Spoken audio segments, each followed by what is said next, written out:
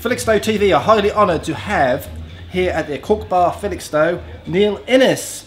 Everyone has heard of Monty Python, the Ruttles, the Bonzo Dog Doodah Band.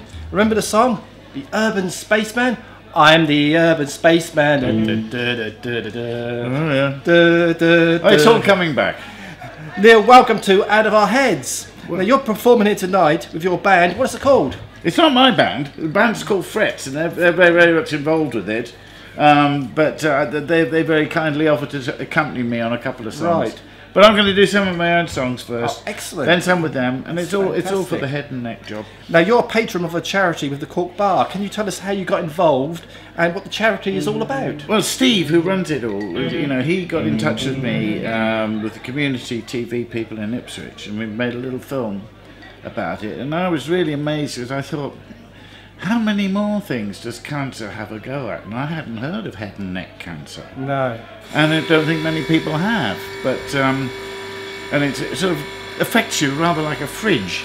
It kicks in. No, the thing is that things can be done, and this film was really to sort of to show people once they've been diagnosed, because it's obviously a kind of shock that you're in when you're diagnosed for something that's like that. But it isn't all doom and gloom. They've got a terrific team there at Ipswich, and they help people, you know, and give them the right treatment, the right encouragement, and they've got a very good, you know, success rate with it. That's fantastic. So, and you know, I mean, isn't it a shame you have to have fundraisers like this instead of it coming out with some kind of taxes that we pay? Yeah, I mean, I'd rather, you know, so people stood with buckets with money, asking for money for the Afghan war. But that's just me. Right. A few questions. What was the most exciting part of your career? Was it the Pythons, the Rattles, or the Bonzo Dog Doodah Band, or is it something totally different? No, it's a day off in 1968. Day off in 1968? No, the Bonzos were worked to death, really. For 5 years, we went on the road and we did 26 television shows. Made 5 albums, toured all over the place, America. We bought out 3 managers, and then I sort of we'd all thought we'd had enough, and because we were all art students, you see, and complete strangers to work, so we needed to lie down. But the next thing I know is that the guys that we'd been working with on a program called Do Not Adjust Your Set turned into Monty Python. Yeah, that's right. Yeah. So they ring me up and say, hey, can you help us out with some songs? And so I start helping them out for the next 10 years. Yeah. And, you know, I found myself in show business by accident. Because you actually wrote the songs for the Rattles, didn't you? Well, I did, yeah. The Ruttles came about because I did a thing called Rutland Weekend Television with Eric Idle. And the idea was that Rutland, being the smallest county, it would have the smallest television station with the smallest budgets. All right. And that was meant a license to make cheap television. I think you probably know something about that. But the thing is that, you know, BBC loved it. You know, ooh, cheap television. You know, and at the end of the first series, I heard one of the suits from upstairs in a little hospitality suite talking to another suit, saying, "And do you know, the whole series cost less than one Lulu show." So anyway, the idea was doing cheap gags, and I thought it'd be fun to sort of send up the Beatles' Hard Day's Night. And so I did a silly song. It's put 4 guys in tight trousers and pointy shoes and wigs and run around a field. It's cheap, you know, black and white. Like Benny Hill, speed it up. Yeah. So that's how it started. And then because someone at the same time was saying, you know, why don't the Beatles get back together? And they were offering them $20 million each. And it was a silly joke. And so in New York, they were doing a television program called Saturday Night Live. And we just latched onto that. And everyone, before we knew where we are, it was being made. Are you still in contact with any of your the stars that you've worked with in the past? Well, only yesterday I saw Sam Spoons from the Bonzos, Andy Roberts, and and I saw Terry Gilliam a month or so ago. Oh, right. We're not in each other's pockets. I've just read Michael Palin's new book, The Truth, the novel.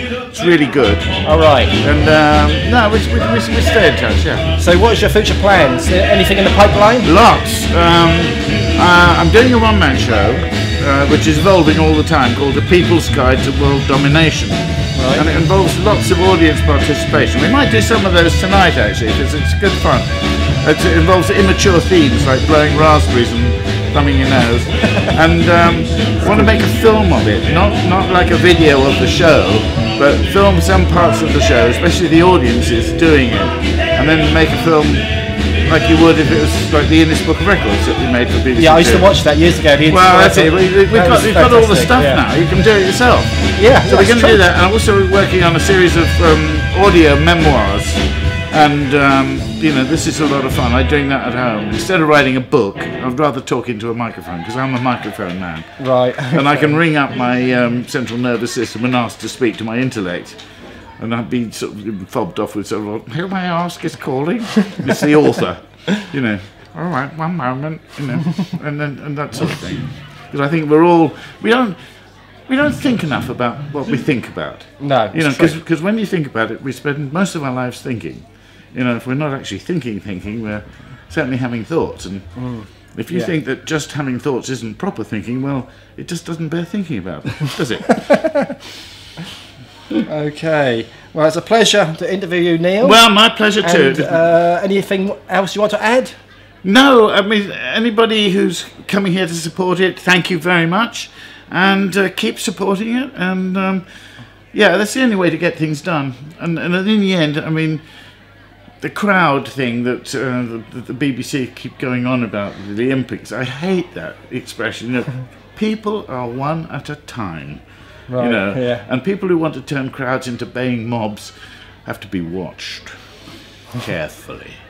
Yes, carefully. So, one person, one at a time, and we'll all get better. Neil Innes at the Cork Bar, Felixstowe.